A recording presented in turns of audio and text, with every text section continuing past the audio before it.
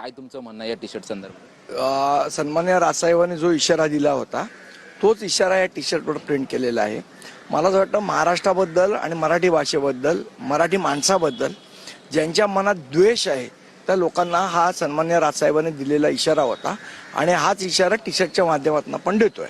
पण याच्या अगोदरचं T shirt होतं ते देखील मराठी संदर्भातलंच होतं. हे टी शर्ट आहे जे निशिकांत दुबे वारंवार राज ठाकरे यांच्यावरती आणि मराठीवरती बोलतायत, त्यांनाच इशारा देणार हे टी शर्ट आहे. नक्की मला वाटतं साहेब म्हणाले होते की इथे आलात तर समुद्रात दुबे दुबेकर मारेंगे, तेच या टी शर्टवर छापलेलं आहे. पण निशिकांत दुबे यांच्यावरती प्रतिक्रिया वारंवार नेते देत आहेत, ठाकरेंचे असतील किंवा तुम्ही स्वतः राज ठाकरे देखील बोलले, तरी देखील त्यांचे वक्तव्य थांबत नाहीत. वारंवार अपमान होणारी वक्तव्य जे आहेत ते त्यांच्याकडून येत आहेत. एकदा येऊ तर द्या, महाराष्ट्रात आहे ना, फ्लॅट आहे ना त्याचा इथे, एकदा येऊ द्या, मराठी माणूस काय आहे ते कळेल. संसदरत्न पुरस्काराचा काल सोहळा झाला. महाराष्ट्र सदनमध्ये जो आहे तो हा सोहळा आयोजित करण्यात आला होता.